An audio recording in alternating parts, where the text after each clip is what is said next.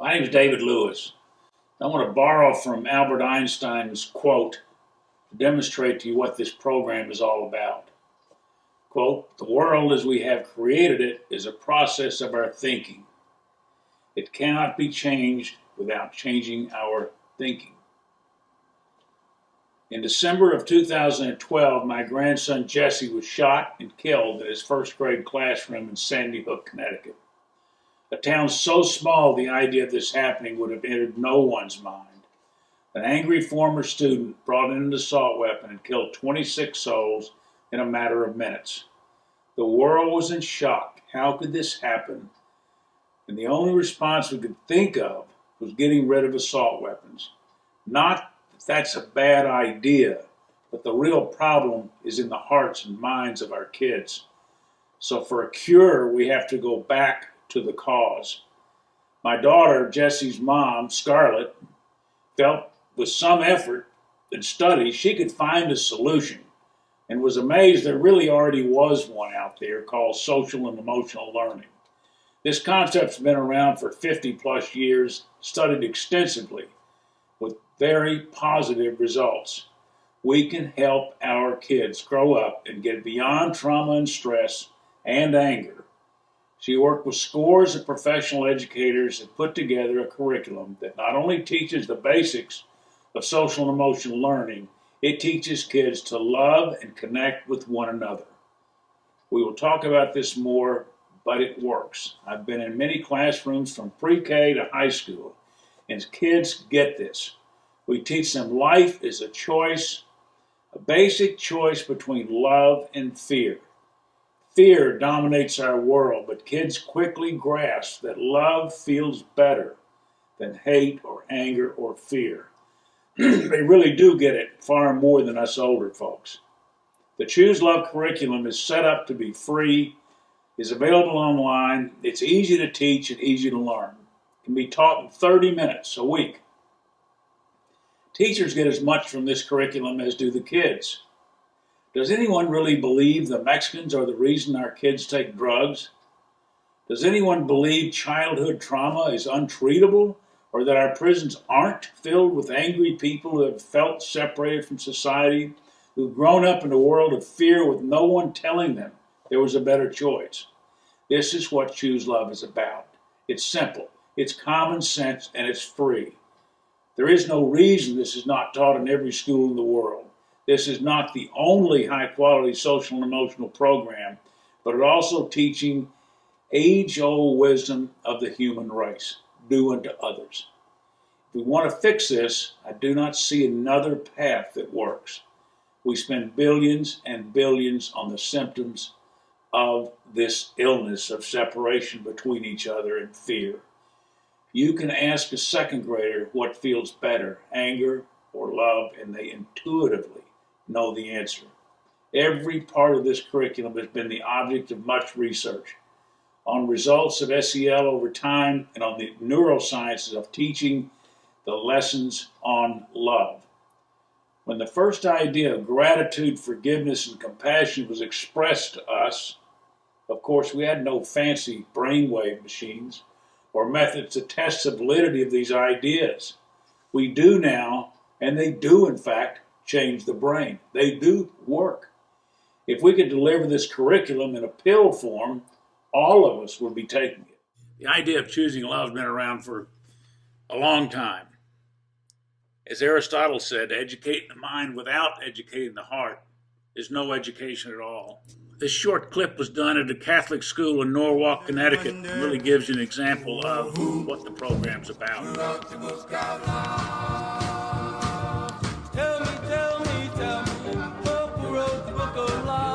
Today we're going to talk about Choose Love, and we're going to talk about the last component. But first I want to review all the other components.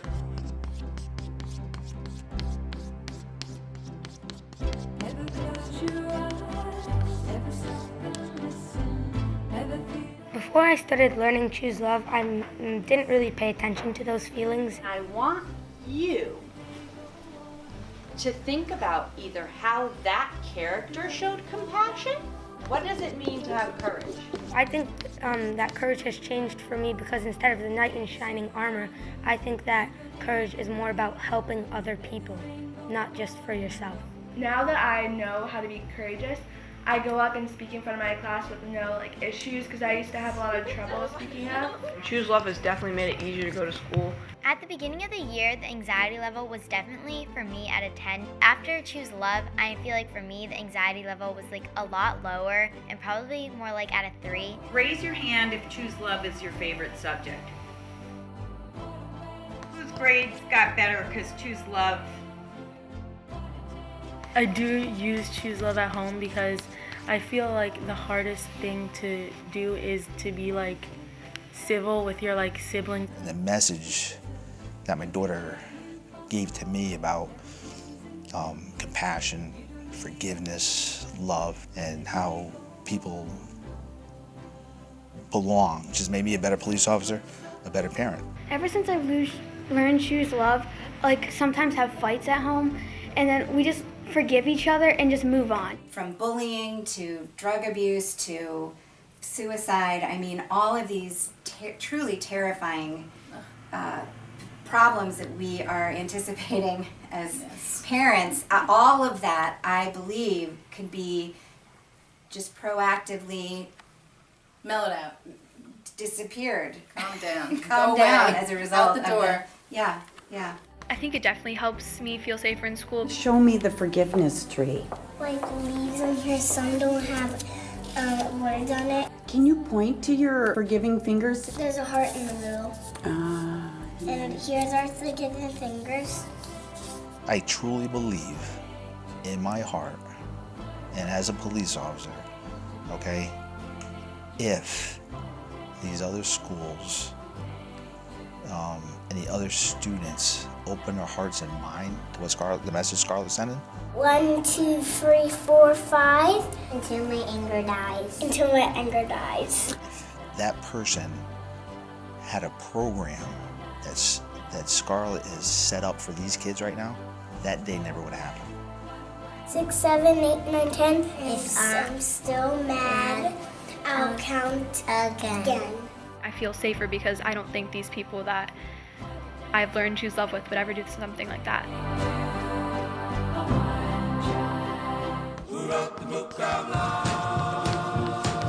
Doing all these great things like gratitude, it's mind-blowing. Need to be taught and can be learned even by the elderly. Yes. I think I'll remember it forever. Choose Love is really amazing.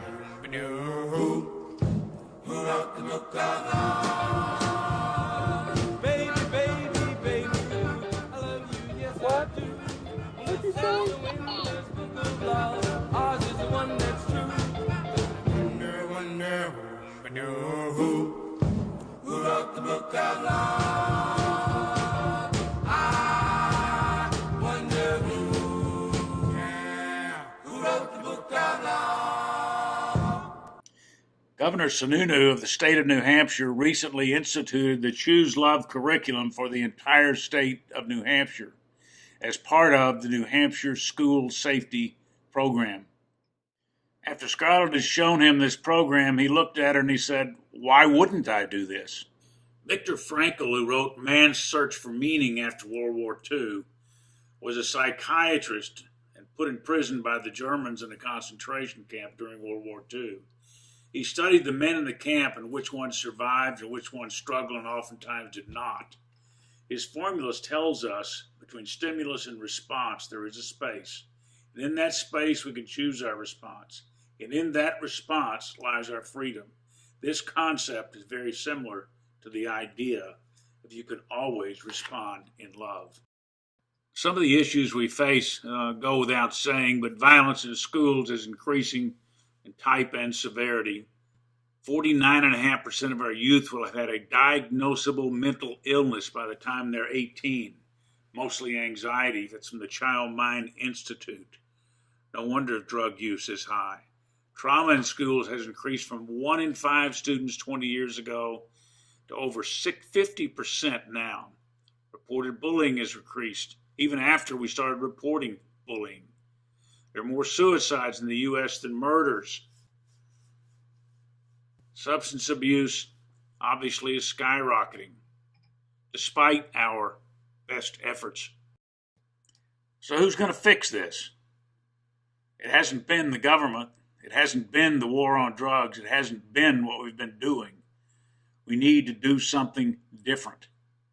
Who's going to fix it? We're going to fix it. We're the only ones that can fix our own problems. This is a solution. This is a method that will fix those problems. Blame is part of the problem, which we see every night on TV. We say to people, "You make me mad." What does that mean? It takes us out of the loop of being responsible for our own reaction. It's a big deal. It's changing the way we perceive things. Social and emotional learning is the number one way to have a safe school environment. Countless studies over the decades have shown this to be the case. SEL is the number one most proactive and preventative mental health initiative we have. After Sandy Hook, the state of Connecticut did an extensive 2-year study on why did this happen? How could it happen? How do we keep it from happening again? One of the 3 things they came up with was social and emotional learning must form an integral part of the curriculum from preschool through high school. It can help children identify and name feelings such as frustration, anger, and loneliness that potentially contribute to disruptive and self-destructive behavior.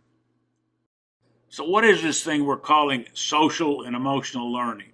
As defined by CASEL, which is the Collaborative for Social and Emotional Learning, we're teaching kids social awareness, self-management, self-awareness, responsible decision-making, and relationship skills. Daniel Goleman wrote the book, The Bible on Emotional Intelligence, first written in 1995. It's filled with facts and research about social and emotional learning, and I guarantee you cannot read that book without a thorough understanding of why every single child should be taught social and emotional learning. His research goes back into the 40s. It's not an easy read, but if you're interested in social emotional learning, it's filled with facts. The scientifically researched outcomes of social and emotional learning. Children that have access to SEL experience 11% improvement in academic performance, 22% improvement in social and emotional skills, 10% increase in higher education graduation rates, a 10% decrease in emotional distress, better classroom and school climate, increased positive relationships and connection, less stress and anxiety, less behavioral issues, and less bullying. There was a study done in late 2015 about the economic and public health implications of teaching social and emotional learning. For every $1 invested, there's an $11 net present value return to the community. Investing in social and emotional learning is basically a windfall for the government. And of course, the government is you and I. Almost all major companies are aware of the importance of emotional intelligence to an employee's eventual success. Google, who you would think would be IQ, values EQ or emotional intelligence over IQ. SEL can break the cycle of generational dysfunction as well. I'm not going to read this letter, but it's a note from Suzanne Knowles from the Arkansas Department of Education, head of counseling. It's a wonderfully positive note about the Choose Love program and the fact that she has helped us spread this program in Arkansas. This note's from Todd Shields, who runs the Fulbright College at the University of Arkansas. He's saying one of his main problems is that he gets students who have the IQ but not the emotional intelligence to get through 4 years of school. And he seriously believes starting social and emotional learning in the earliest possible grade would make a major impact on that. Again, you can have these letters and read them if you want to, or stop this video. The motivation to do this came from my grandson, who wrote this note on the blackboard sometime before he went to school and died. And my daughter saw it and felt it was a message for her For me, and for all of us, nurturing, healing love means compassion across all languages. In addition to the points of social and emotional learning, we teach a formula for choosing love, which consists of courage, gratitude, forgiveness, and compassion in action. Each one of these components has been studied and actually changes the brain if you practice them. You've probably heard of gratitude. Practicing gratitude makes a huge difference in your life, as does forgiveness, as does compassion, as does courage. So where did this curriculum come from and who created it? It was created by many different educators at many different levels who had taught social and emotional learning and these principles in their classrooms and had incredible success doing it. They, for the most part, volunteered to help us create this. I've been in classrooms and have been absolutely blown away at the results of this teaching this. Particularly in a class in Waterbury, Connecticut, of senior high school students who stood out far and above the entire rest of the school because they'd been taught to choose love. The results we've had from our surveys have basically been off the chart. 100% of the teachers said they'd seen an overall improvement in classroom climate. 90% said their students got along better. 95% rated the program good, very good, or excellent. 95% they would use the program again. For social and emotional programs, that's off the chart. There's also a Choose Love at Home program, which is a series of videos that help explain to parents what their students are learning in some of the terminology in the classes so that they can communicate at home about what they're learning about Choose Love. Last summer, Scarlett attended the school counselors convention in Hot Springs, and an FBI director of drug enforcement stood up and basically explained to the class how bad drug use had become. But then he said something that was startling. He said basically, the opposite of addiction is connection, and connection is love. And if you ask most people who've used drugs, they'll tell you that. I use connection and love interchangeably, and separation and fear interchangeably. That helps maybe because sometimes love has connotations that we can't quite grasp. What we do know is all human beings need connection or love. They want to belong as opposed to fitting in. We need to learn resilience to overcome obstacles. We want to feel good. That's what this program is about. Like Viktor Frankl explained earlier, life is a choice, and we can always choose love no matter what happens to us. Over the last 20 or 30 years, there's been amazing discoveries in neuroscience about how we respond in our brain to certain stimuli, how our thoughts actually affect us on the cellular level. We teach this to young kids, and believe it or not, they get it. Here's a simple diagram showing you how feelings affect thoughts that then affect behavior, that then can affect feelings again and thought. It's the cognitive triangle. I wish somebody had told me that when I was a kid. We're going to talk briefly about the benefits of the Choose Love formula, the benefits of courage. Courage equals confidence, creates a sense of leadership. All this is studied in numerous studies across the nation. So you can stop this and look at it, but every part of this formula has been studied by many, many people. How about forgiveness? Healthier relationships, less anger, greater physical and psychological well-being, less anxiety, stress, and hostility. Actually extend your lifespan. How about gratitude? The benefits of gratitude, emotional, social, career, health, personality, all leading into greater happiness. The practice of gratitude. How about the benefits of practicing compassion in action? Makes us feel happy, creates positive neurochemicals. Giving is good for our general health and well-being, evokes gratitude, adds years of life. Wow. In daily life, we must see that it's not happiness that makes us grateful, but gratefulness that makes us happy. It's the latest report from the Aspen Institute, a growing movement dedicated to the social, emotional, and academic well-being of children is reshaping learning and changing lives across America. On the strength of its remarkable consensus, a nation at risk is finally a nation of hope. Find out more and get involved. Check the Aspen Institute out for the report if you'd like it. These lessons will travel through life with them. We do not have to live as victims of the world, and really simply are unaware why we feel this way sometimes. If I am angry, I am responsible for it, and the only person it hurts is me. Feelings are all okay, but when they turn to thoughts and then to behavior that hurts, we've lost our way. I mean, self-destruction is unnecessary. I have a friend on death row in Arkansas, and he has said many times, if I was taught these things as a young man, I would not be here. Every one of us has been a victim at one time or another, but for the most part, not really realizing how we were hurting ourselves.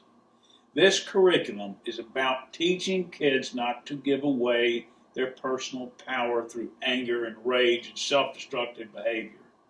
If we teach kids early enough, we can heal trauma and give them a far, far better odds of living a happy and productive life. As Albert Einstein said, to change, we must change the way we think. The dream is about a world of emotionally intelligent people who understand their connection, not their separation, who go through life understanding they hold the power over their well-being, that life is an inside-out deal and their personal mental health does not depend on external events. When we turn on the TV at night, we won't hear people blaming others or demonizing others. We will completely understand we are in this together, and what I do to another is what I do to myself.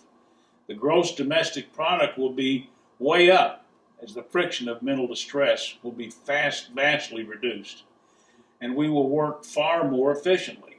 Can you think of any other policy or change that could lead to those kind of results and for very little money? Thank you. Can you imagine the difference in kids who go through this program from pre-K every year through senior high school?